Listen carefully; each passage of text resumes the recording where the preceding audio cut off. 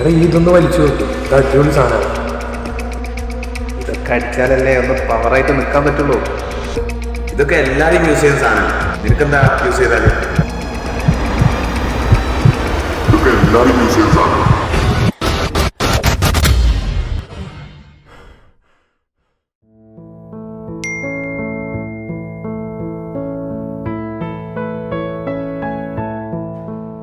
എവിനെ congratulation. ഈ വീക്കിലെ street ബോർഡിലെ ഏറ്റവും ടോപ്പ് മാർക്ക് കിട്ടിയത് എവിനാ.